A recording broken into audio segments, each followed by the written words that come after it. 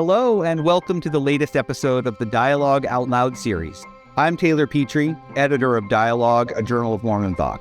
Today, we're excited to have with us Jeremy M. Christiansen, an attorney in Washington, D.C., and a historian.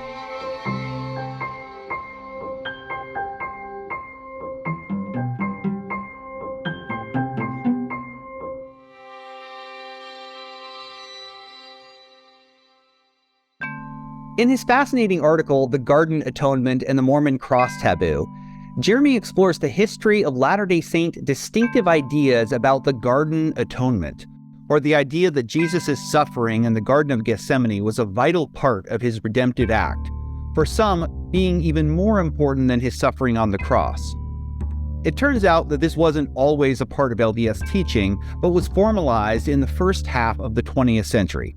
Join us as we chat with Jeremy about his research and the implications of his work for understanding the history of atonement theology in the Church of Jesus Christ of Latter-day Saints. Sit back, relax, and let's dive into this thought-provoking conversation with Jeremy Christiansen.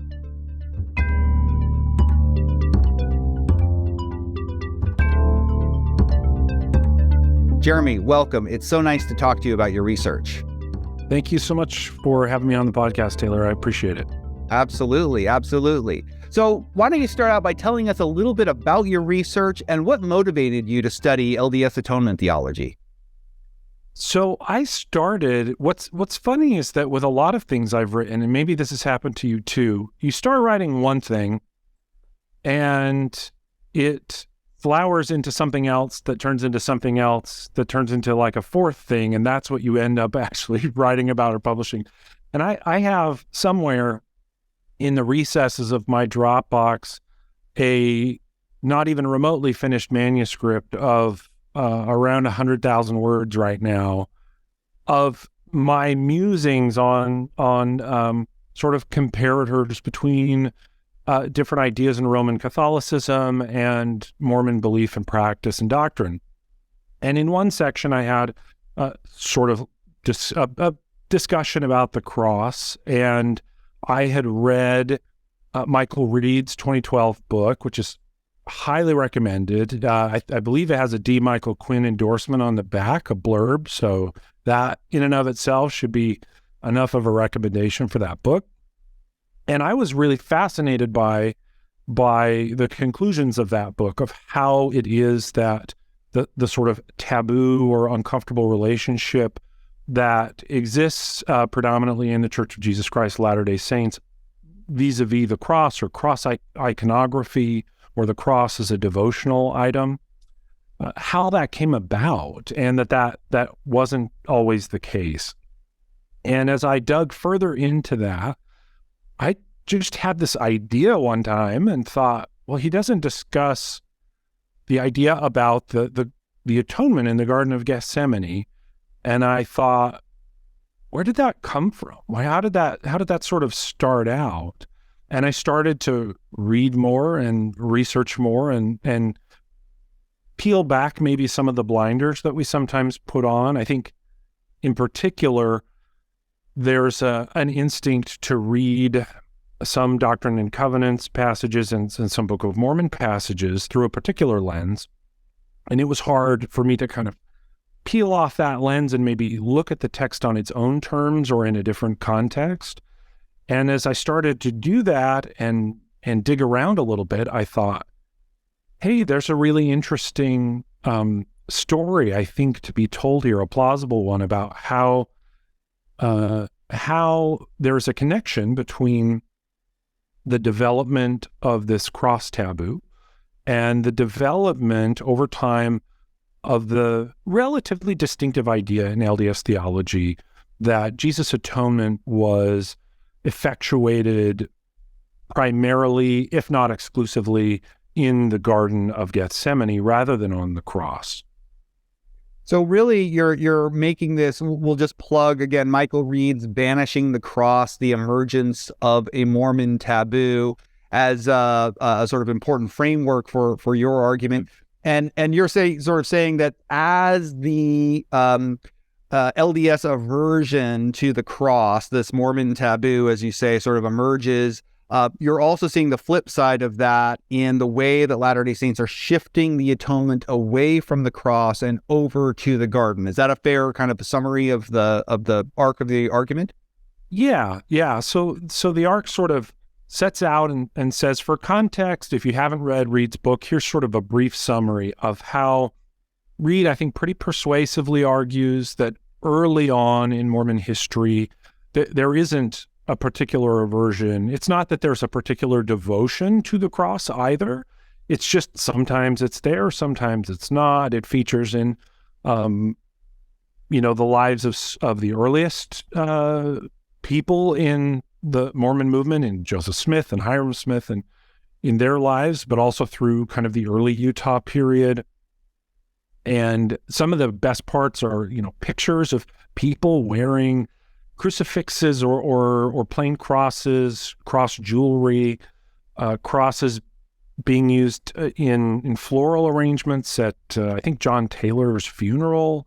Some of the Elias temples were originally cruciform. I think the annexes sort of obscure that, but I think the Cardston, Alberta temple and the Hawaii temple both are cruciform, which was a very popular standard way to build churches and other Christian religious meeting houses. But then the discussion shifts, this really fascinating part of Utah history of the Ensign Peak controversy.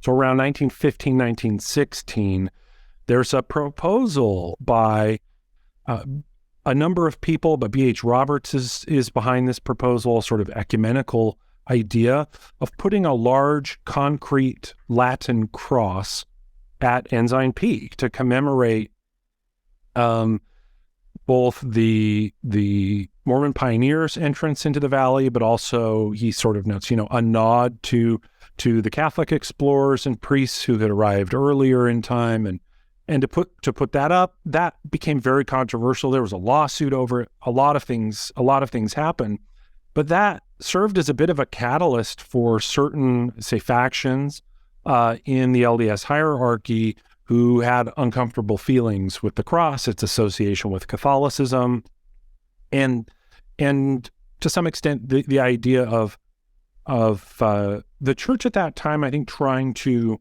both assimilate, as it does in the early 20th century, as the polygamy era ends and the church is a little bit more, we're going to play ball with the rest of the country, right, as they gain statehood and these things. But at the same time, that poses a problem, right, that they need to maintain their distinctiveness. And Reed talks about how this taboo sort of develops out of that time. People like Joseph Fielding Smith and David O. McKay are really instrumental in cementing this idea that still predominates. It's still very influential today, that members of the Church of Jesus Christ of Latter-day Saints don't use the cross as a devotional item or wear it as jewelry. It doesn't, feature in sacred architecture any longer. And so as I started to dig around, I, asked a really, I think, simple question, which was, what did Joseph Smith teach about the atonement? And was really shocked to find out it's really not a lot. And it's a fairly well recognized fact among scholars of early LDS history that Joseph Smith's teachings, say, set aside the Doctrine and Covenants, the Book of Mormon, his teachings on the atonement are not particularly extensive. There's not a lot there. It's not an idea that he put as much energy into as other ideas. And when I started to read his references to the atonement, they sounded fairly consistent with a more cross or Calvary-centric idea of the atonement, a more traditional idea that Jesus' atonement is effectuated on the cross at Calvary. And so I just started looking at other sources. One thing that I did, and then found some other research by a Professor John Hilton, who's done some great work on this. But I went through, and there is a database that you can access to run what are called corpus linguistics analyses.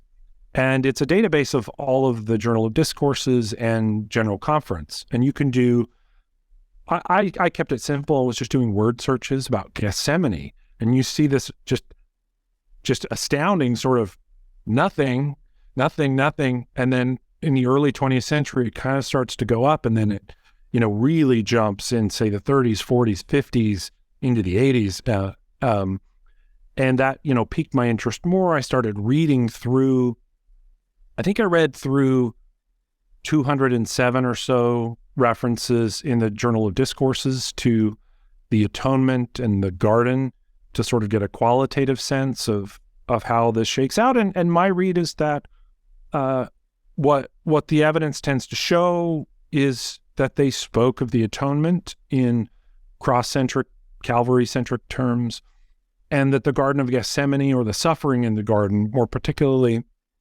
doesn't get a lot of airtime, but when it does, it's in the more traditional vein of Jesus suffering in anticipation of the crucifixion. Lorenzo Snow talks about it this way, John Taylor, who ends up being an interesting sort of point in this whole discussion. He also talks about it that way.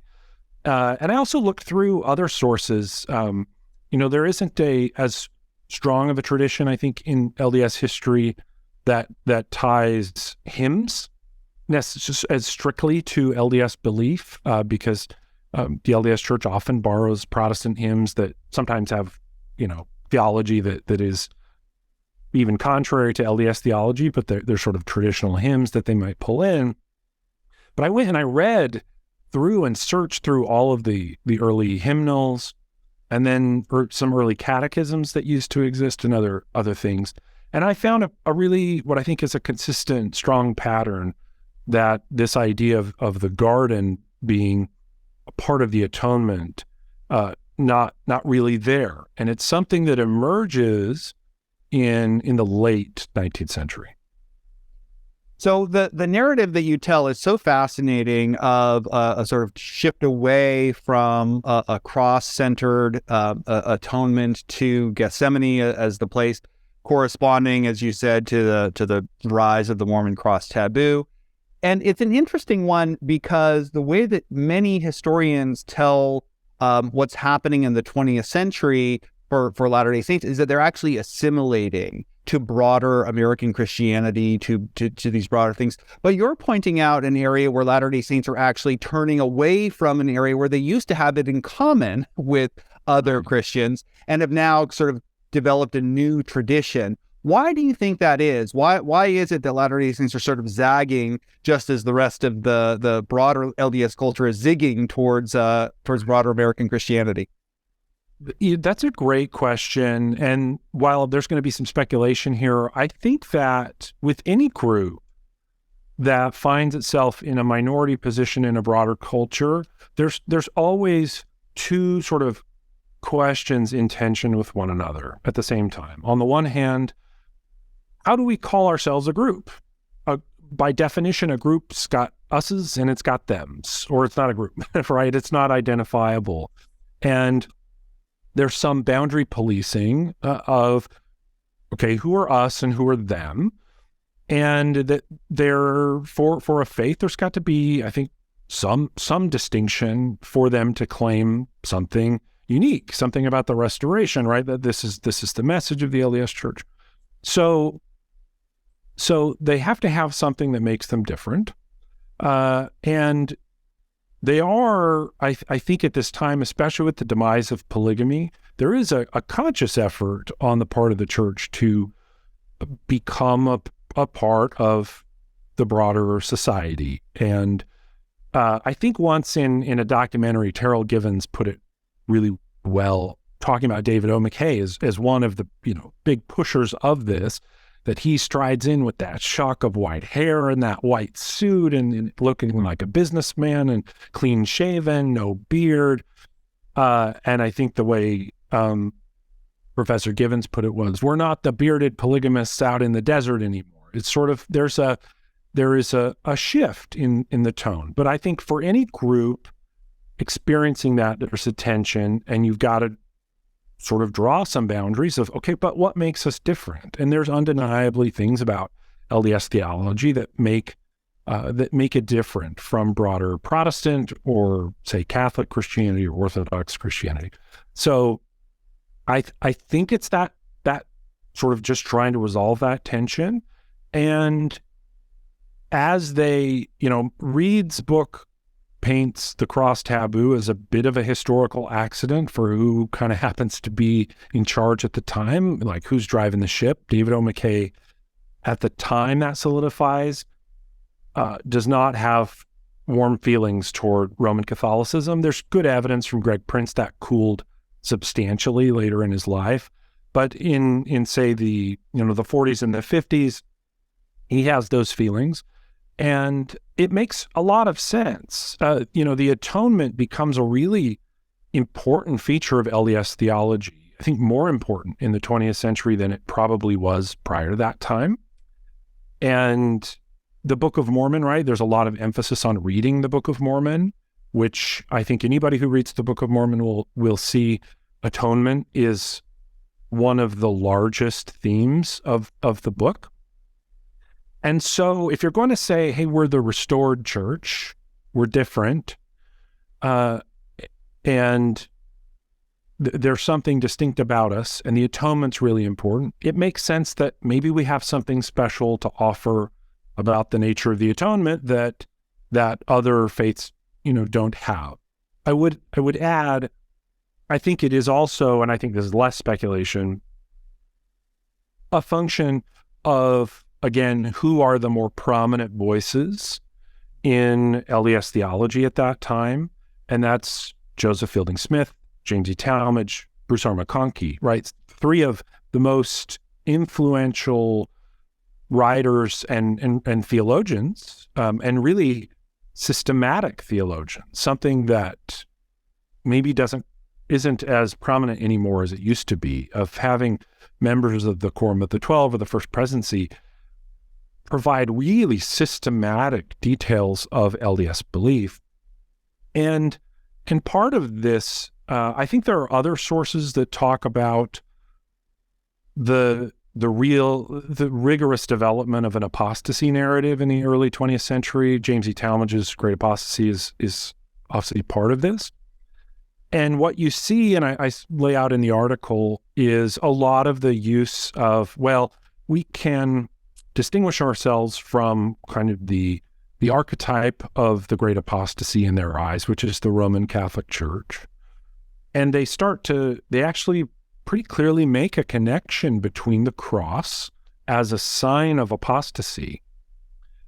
And by the time you get to Joseph Fielding Smith, the realization or the revelation that the atonement occurs in Gethsemane, not on the cross, or if it's on the cross, it's secondarily, but it's not as important as the garden, as being a sort of, that's a sign of us being the true church of the restoration, right? That a number of them link the vision of Constantine on the Milvian Bridge, and some other, I think, generally available Protestant and some Enlightenment polemical writings against Roman Catholicism.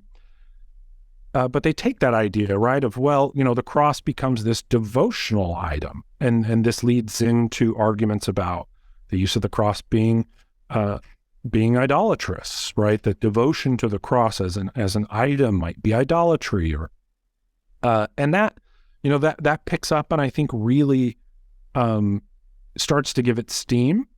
But an interesting fact is, it takes time.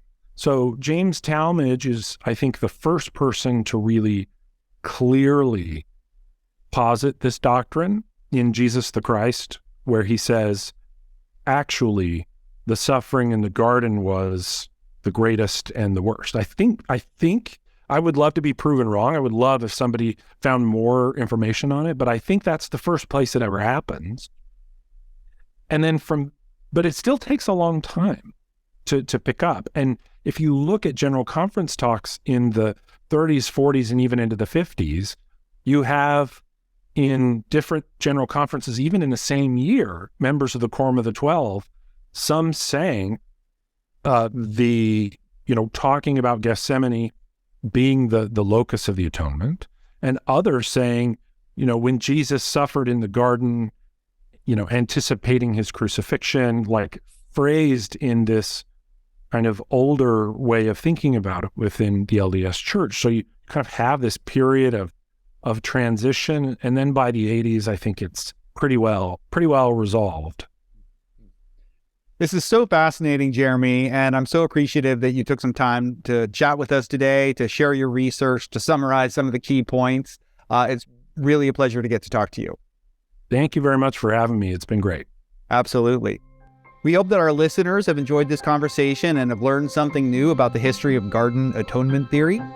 If you'd like to learn more, we encourage you to check out Jeremy M. Christiansen's article, The Garden Atonement and the Mormon Cross Taboo, in the winter 2022 issue of Dialogue, and explore other resources on this topic there. To our listeners, thank you for joining us today.